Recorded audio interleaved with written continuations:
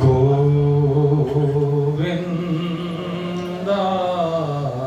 नमो नमः।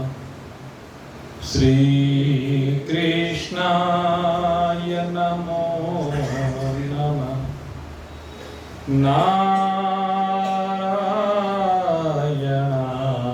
नमोस्तुते।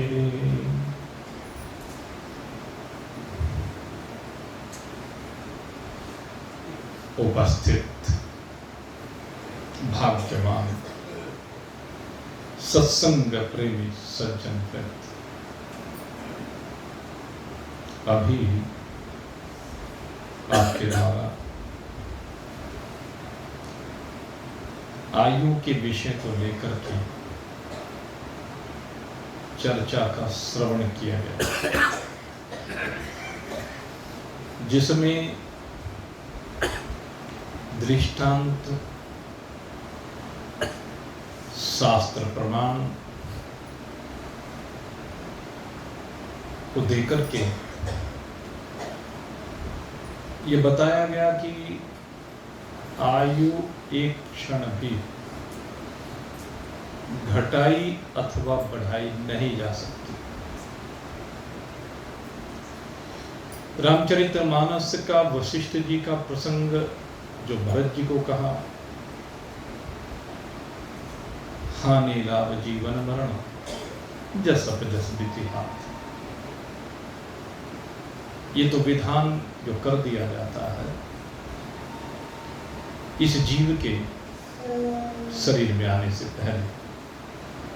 प्रारब्ध पहले बने पीछे बने शरीर।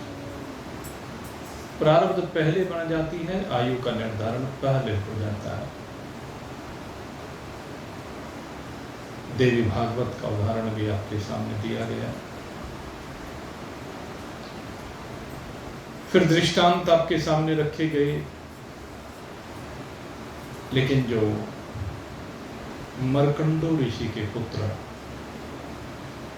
मार्कंडेय जी का दृष्टांत आया है, इसको लेकर के निश्चय ही आपके मन में दुविधा बनी होगी, संशय बना होगा कि वद्धतो व्याघात दोष है। शास्त्र की भाषा में इसको वद्धतो व्याघात दोष कहते हैं, अर्थात अपनी कही हुई बात को अपने आप ही काट देना। एक तरफ कह रहे हैं कि आयु में एक क्षण की, एक सेकंड की भी वृद्धि या कमी नहीं हो सकती है, और दूसरी ओर मार्कंडेय जी की इतनी लंबी आयु, जब मार्कंडेय पुराण को पढ़ते हैं तो उसमें भी पता चलता है, और मार्कंडेय जी की कथा को भागवत में पढ़ते हैं तो वहां भी प्रमाण है। मार्कंडेय ऋषि ऐसे हैं जिनकी कथा अनेक पुराणों में वर्णित है।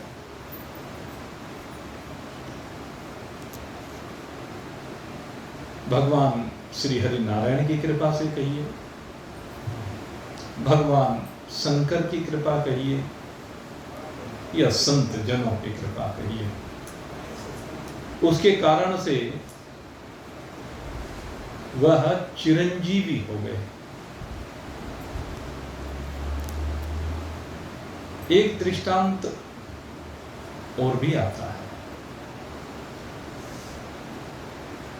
संदीपन मुनि का, उनके पुत्र का। संदीपन मुनि के पुत्र की आयु पहले ही पूरी हो चुकी थी,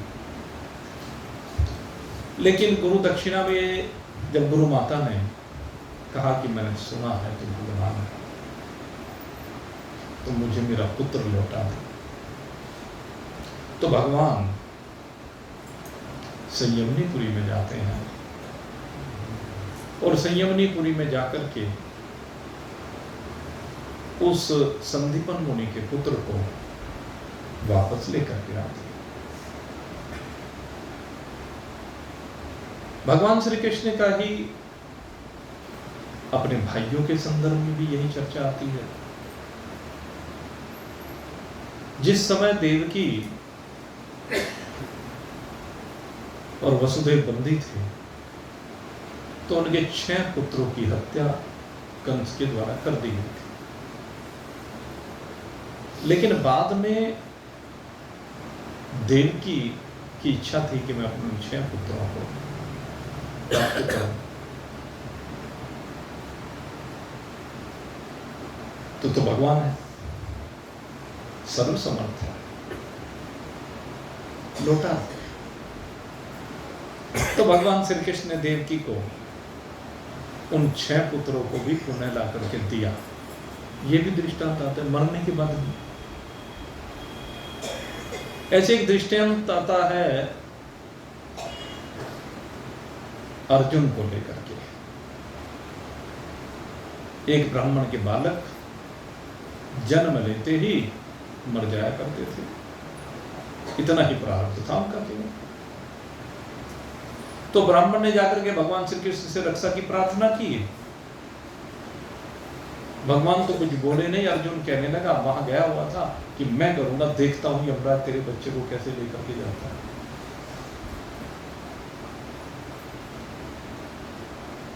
अर्जुन ने कवच तैयार किया, प्रसव हुआ, बालक का जन्म हुआ।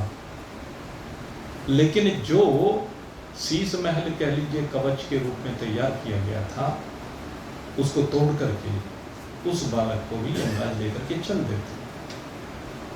और अर्जुन जब इसको देखता है तो वहां से संयमनी पुरी पहुंच जाता है,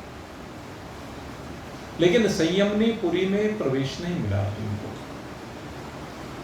तुम संयमनी पुरी में नहीं जा सकते, संयमनी पुरी के दरवाजे तुम्हारे लिए नहीं खुल सकते। ये मृत जीवों के लिए है, जिसका प्रारब्ध अभी शेष है, वो इस संयमनी पुरी में प्रवेश नहीं कर सकता। बड़ा प्रयास किया, ब्रह्मास्त्र निकाल लिया कि मैं संयमनी पुरी को ही भस्म करूंगा, लेकिन समझाया गया उसको, और आखिर में समझाने के बाद अर्जुन लौट करके आ गए।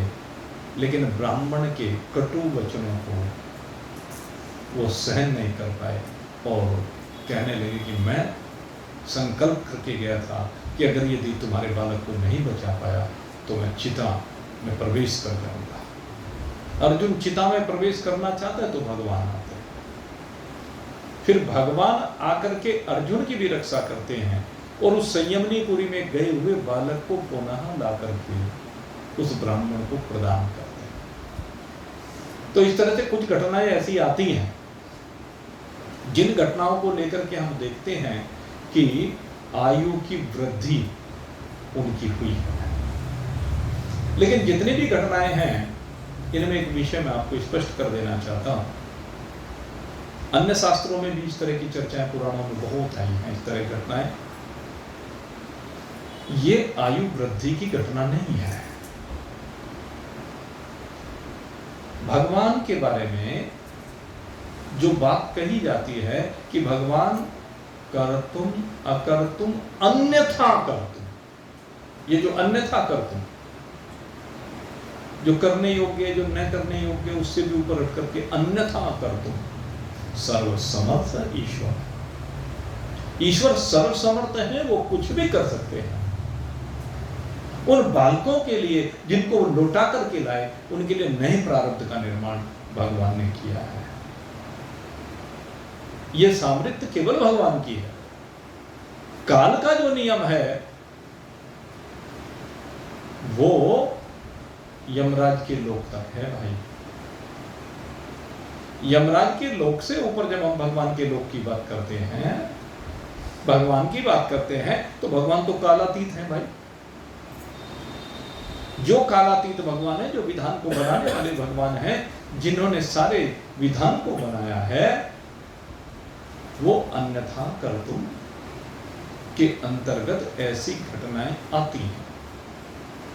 लेकिन इन घटनाओं से जो अपवाद के रूप में है, उनसे जो आयु के विषय को रखा गया कि आयु वृद्धि को प्राप्त नहीं होती है, आयु बढ़ती नहीं है। जितनी आयु जिसको मिली है उतनी ही आयु उस जीव के लिए रहती है।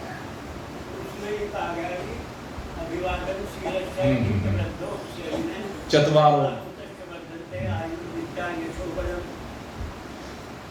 आयुर्विद्या यशो, कहते आयु बढ़ जाती है, विद्या बढ़ जाती है, यश बढ़ जाता है, बल बढ़ जाता है। चत्वारि तस्य वर्धते, जो अभिवादनशील है, ये मार्कंडे जी का विषय यही आया है इसमें। जो अभिवादनशील है, प्रणाम करना जानता है, झुकना जानता है। तो यहाँ पर मैं फिर आपको वही बात दोहराऊंगा, आयु वृद्धि से तात्पर्य है कि जितनी आयु उसको मिली है वो आयु उसकी सुखमय हो जाती है, नींद का समय घट जाता है, आलस्य प्रमाद समाप्त हो जाता है, रोग समाप्त हो जाता है। तो वो जो रोग वाली आयु है, नींद वाली आयु है, आलस्य प्रमाद वाली आयु है, जिसकी आयु में गणना नहीं होती है, वो विकार हटने से वो आयु की वृद्धि प्रतीत होती है। वो सुखमय जीवन को जीता है, दुखमय जीवन नहीं जीता है। और दुख अगर यदि कोई आता भी है प्रारब्ध के कारण से, क्योंकि तीव्र प्रारब्ध होता है तो दुख आते भी हैं, लेकिन वे दुख छू करके चले जाते हैं, स्पर्श करके चले जाते हैं। उसके जीवन में ये होता है, वो कांटे चुभा के नहीं जाते। स्पर्श जहां कांटों का होना था वहां फूलों का स्पर्श हो जाता है। अभी जो हमारा गीता जी का ये विषय चल रहा है, इसमें भी 2 श्लोक के बाद इस बात को कहा जाएगा, आयु सत्वबल आरोग्य सुख प्रीति विवर्धना, वहां भी आएगा गीता जी में। लेकिन वहां भी जहां आयु का प्रयोग कर रहे हैं, वहां आयु के बजाय वहां पर भगवान ने अंतःकरण शब्द का प्रयोग किया है। ये जीवात्मा के लिए कहते हैं इसका शरीर सत्व, आयु, सत्व, बल, आरोग्य, सत्वगुण की वृद्धि होने से, अंतःकरण पावन हो जाने से बल बढ़ता है इसके शरीर में, आरोग्य की वृद्धि होती है। ये स्पष्ट कर दिया यहां भगवान ने। सुख प्रीति भी वर्धना, उसके जीवन में सुख का प्रवेश होता है, प्रीति बढ़ जाती है, इनका वर्धन होता है। तो अवधि नहीं बढ़ती, शरीर की अवधि नहीं बढ़ती है। और शरीर की अवधि बढ़ने का एक ही उपाय है भाई, वो है भगवान अगर चाहे तो बढ़ा सकते हैं भाई। मान लीजिए कभी कभी कोई असुर ऐसा हो जाता है, उसने तप किया, भगवान को प्रसन्न किया और मांग ली बहुत लंबी आयु, तो भगवान को वरदान देना भी पड़ता। तो लेकिन ये अपवाद है। एक दूसरी बात जो हमने आपको बताई थी, जो योग वाली बात बताई थी, जो योगी लोग होते हैं उनकी आयु बढ़ जाती है, लेकिन वो आयु क्या है, उसमें प्रारब्ध नहीं बढ़ता, उस समाधि काल की आयु बढ़ जाती है। वो समाधि में विराजमान हो जाते हैं, फिर समाधि नहीं रहते, उनका किसी से संबंध नहीं रहता कि किसी दूसरे जीव के साथ उनका संबंध हो, क्योंकि प्रारब्ध तो वही होगा ना जब हमारा लेना और देना होगा, तो वहां लेने और देने की बात रहती नहीं है। जब ये जीव परमात्मा से तार मिला करके परमात्मा से जुड़ जाता है, जिसको समाधि की अवस्था कहते हैं, जहां पर जीव और ईश्वर दोनों एक रूप हो जाते हैं, जीव की वृत्ति ईश्वराकार हो जाती है, तो उस अवस्था को समाधि की अवस्था कहा जाता है। तो उस अवस्था में वो ऐसा पहुंचता है कि फिर लौट करके दूसरी अवस्था में आता ही नहीं। तो इसलिए वहां प्रारब्ध की आवश्यकता नहीं है, वहां आयु की आवश्यकता नहीं आगे, कि दूसरे प्राणी की आवश्यकता नहीं है। वहां तो वो है, उसका परमात्मा, ना खाना है, ना पीना है, ना वस्त्र है, ना कुछ भी है। तो इसलिए वहां प्रारब्ध की आगे आवश्यकता नहीं होती है। तो इस प्रकार से आयु का वर्धन हमारे यहाँ वर्णित किया गया है। लेकिन जब हम शास्त्र विधि की बात करते हैं तो शास्त्र विधि में इन अपवादों को शामिल नहीं किया जाता, क्योंकि ये तो आप ये समझ लीजिए कि अरबों खरबों में कभी कोई एक आध का प्रारब्ध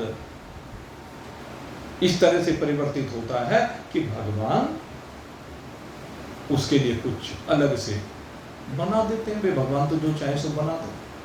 और ये तो भाई जैसे विश्वामित्र जी हैं, उन्होंने तो त्रिशंकु के लिए भी एक स्वर्ग बना दिया भाई, एक नए स्वर्ग का निर्माण कर दिया। और फिर भगवान की तो बात क्या करें भाई, वो तो भाई अनंत कोटि ब्रह्मांड बनाने वाले हैं। अनंत कोटि ब्रह्मांडों का रोज प्रकटन होता है, रोज विलय होता है। भगवान की महिमा तो ऐसी है। भगवान आयु से परे हैं, भगवान काल से परे हैं। भगवान में आयु और काल की कल्पना है ही नहीं। ये काल और आयु की कल्पना प्रारब्ध के अधीन इन जीवों में है। लेकिन ये जीव जब ईश्वर से जुड़ जाता है तो ये सब कल्पनाएं निवृत्त हो जाती हैं। तो शास्त्र की विधि तो यही है। और भाई शास्त्र विधि के विरुद्ध अगर कोई बात हो तो भाई उसकी ओर ध्यान नहीं दिया जाता है। भगवान कहते हैं कि शास्त्र के अनुसार ही हमें अपने सब कार्य करने चाहिए, शास्त्र की विधि को मानना चाहिए। गुरु जी ये बताते हैं भाई, और गुरु जी ये बताते हैं। इसीलिए जो सच्चा शिष्य होता है ना, उसको कहते हैं मैं तुझे काल से ऊपर उठा देता हूं। कैसे उठाते हैं? जैसे कहते हैं एक वो होता है ना कारीगर, पत्थर का कारीगर। आप जयपुर में जाकर के देखिए तो क्या होता है कि पत्थर आते हैं खानों से निकल करके, और खानों से निकले हुए पत्थर को एक कारीगर मूर्ति का रूप दे देता है। ऐसी मूर्ति का रूप दे देता है कि वो पूजी जाने लगती है। कारीगर की कल्पना से एक पत्थर मूर्ति बन करके पूजने लगता है। ठीक उसी प्रकार से मेरे मित्रों, गुरु भी किसी पात्र शिष्य को ऐसे गढ़ता है कि उसे जीव भाव से विनिर्मुक्त करके ब्रह्मी भाव में विराजमान कर देता है। घड़ करके जीव से ब्रह्म बना देता है। मोटी भाषा में अगर कहें कि गुरु की विशेषता होती है, ये भगवान की विशेषता होती है।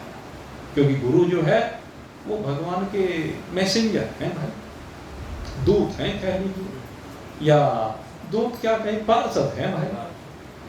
दूत शब्द भी उचित नहीं लगता है, भगवान के पार्षद ही होते हैं। वो भगवान के जैसे से ही होते हैं। जैसे सारू को मुक्ति में होता है ना कि भगवान के जैसा ही रूप, ऐसे ही महान पुरुषों की बात ऐसी ही मानी जाती है। क्योंकि वो भगवान की बात ही करते हैं, भगवान की बात ही कहते हैं, भगवान से अलग कुछ कहते नहीं। तो मेरे मित्रों, भगवान की इस बात को मानते हुए हम शास्त्र विधि के अनुसार अपने जीवन को व्यतीत करें, क्योंकि शास्त्र विधि के विरुद्ध तो असुर चलते हैं। लेकिन जो सत्संगी होते हैं वो शास्त्र विधि को मानते हैं, पहले जानते हैं फिर मानते हैं, उसको जीवन में उतारते हैं। आप सब जीवन में उतारें, और जीवन में उतार करके आप भाई आनंद से संयुक्त जीवन को जिए। इन्हीं शुभकामनाओं के साथ आज के सत्संग को अब यहीं पर विश्राम दे रहे हैं। बोलिए सच्चिदानंद भगवान की। और भाई अब श्रीलंका की यात्रा की तैयारियां भी चल रही है, निकट ही है। अब तो धीरे धीरे निकट आता जा रहा है, 1.5 महीना लगभग रह गया है। तो उसके संदर्भ में भी अब थोड़ी चर्चा आगे एक दिन करेंगे, बताएंगे उसमें सारी बातें। दीपावली का पर्व अभी अपना पूरा हो जाए। और आज ये हमारे शिव कुमार मित्तल जी, कल इनका अवतरण दिवस रहा है, होली का ही इनका अवतरण दिवस है। तो हमारी इनको बहुत बहुत शुभकामना है। भगवान की कृपा बनी रहे। बोलिए सच्चिदानंद भगवान।